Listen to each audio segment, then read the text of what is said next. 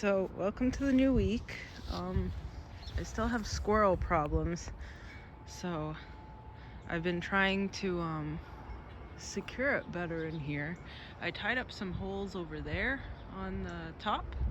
I don't know if the squirrels have been breaking in. I think I saw a sparrow in here this morning. Where is it? Over there, flying around. I don't know how it got in, but if I have sparrows getting in, then no wonder there's squirrels getting in. I don't know how it's happening. I know that there were birds small enough that could squeeze through this stuff. It seems almost impossible that they would be that small, but anyway, I guess I'm hunting for holes this morning. Things are growing in. Still no clue what this thing is. This rhubarb is growing back, which is nice. I thought it was a goner last year. Had a friend over who helped me pull up the cloth that's sitting there and put down cardboard instead. The peas are coming in, so are the fava beans, which is nice. If the squirrels can stop digging at them, then they might actually grow in this year.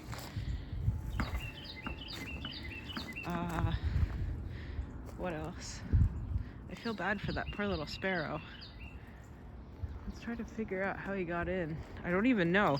Must have gotten in like through the door, but I swear I had it secured, so did it slip in through the fence, or I just don't know. So, despite being pretty crippled, I think I still managed to get things cleaned up in here pretty well. I'm looking at yep, there's another hole that I need to fix that ripped.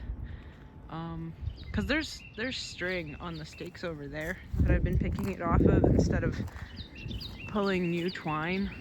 Wait, is this the one that I was looking at? No, there's another one over there. So, 2 little spots.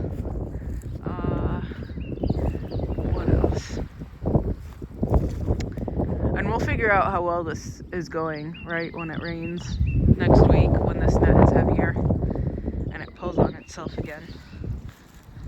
And I was thinking about dragging all of this stuff to the wood pile that I have up in the corner near the top of the fence to rot down. I was thinking I'd do that today if my back was feeling good. I don't know how good my back feels. Once I got moving, it felt better. So, maybe it actually feels okay today. Because when I got up, I wasn't feeling the best. Where did that sparrow go? Did he get out? Do I see him? No, I don't. Maybe he got out when I wasn't looking.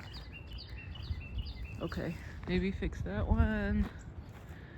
I don't see any other holes though. So maybe that's that. Okay, I'll tie that stuff up. Meanwhile, the garden is looking okay. The rhubarb's growing in. It's gonna be actually literal freezing tonight, so we'll see how everything survives that. The only thing that I'm really worried about is the honeyberries, because I don't know if they can take a freeze. I brought in the little tomatillos that sprouted, and then also my moringa from the porch. Otherwise, I think I'm leaving the roses and the gooseberries and the cabbages and stuff that are already out there, because, I mean, it should be frost tolerant, and it's been out for several weeks, so it's used to the temperatures.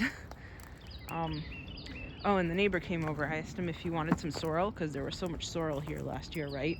So I asked him if he wanted some sorrel, and he dug a plant out from over here. So I have a little less, so it's a little bit more reasonable. Okay. Well, it's kind of short, but I think those are all weeds. I guess I should do something about it. Hopefully these passion fruits spring back. Exactly where the squirrels were digging is exactly where I put the hybrid seeds, of course, so it won't sprout this year because of stupid, horrible little squirrels.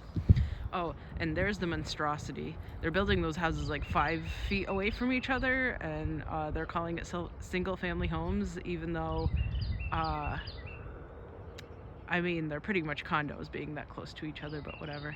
It looks like it's crooked. It looks like that foundation is crooked, so those houses are gonna be leaning. Good luck to the new owners. Oh, I don't know if we looked at it last week. I have little baby asparagus. That one's fat and juicy, so that one's I'm actually gonna eat. I guess this one's still small. This one isn't growing yet, but I did just transplant it last year. I don't think I transplanted this one. I think this one was here all along. Although I might have moved it and I just don't remember. And there's a couple more over here too. I don't remember if this was a transplant or if it was here before. I think it was here before. This one's definitely a transplant. From the bed behind me, right, where it was shading out all the tomatoes and stuff last year. And for the time being, the strawberries can just stay. Look at all of those nice peas. It's the sugar snaps that are closest to us, and then further away is the snow peas. So everything says that they can tolerate a frost too, so hopefully they don't die tonight. I mean, they should be happier with literal freezing than 100 degrees like my poor peas had to endure last year, because it was warm in the early season, aka our last frost was early April, with random spikes to like 90 or 100 degrees Fahrenheit starting at the end of April, but otherwise a really mild season, so it never really got hot enough for zucchinis and tomatoes to really get going like a jungle. So it was it was awful for pretty much everything last year. That's why I'm trying all those strange greens this year that aren't lettuce, pretty much every green other than lettuce, because if the weather's gonna keep doing that, I can't keep up. What else? These radishes aren't working on their, well, I guess they finally did start working on their first real leaves. So and I think these are carrots. I did pull up all of the carrot seedlings that came up over in the clumping onion bed over there, because I don't know if they crossed with Queen Anne's lace, but maybe I'll let the rest of them come in and see if they're actually tasty or not. I mean, worst case scenario, I just pull them up and throw them in the compost, right? Somebody online told me I have the best treated pet dirt that they know of, because I get the rotting oranges and stuff from reduced price produce at the grocery store to feed my composters. Is that a birdie? No. And I don't know if the sage is going to come back. It looks like dead twigs. There's lots of work to do out here that I'm not sure if I should, you know, once I get going, I'll probably want to do all of it, and then I'll probably blow up my back again. So I'm trying to be conservative, but we'll see how it exactly goes. I mean, that might be all I have to say this week. The pink dandelions have buds on them, which is exciting. And then the white ones do too. I don't know if you saw that. These ones do too. And then, I mean, it doesn't really matter if the yellow ones do too, because I've seen that before. But I'm excited about the pink and white ones.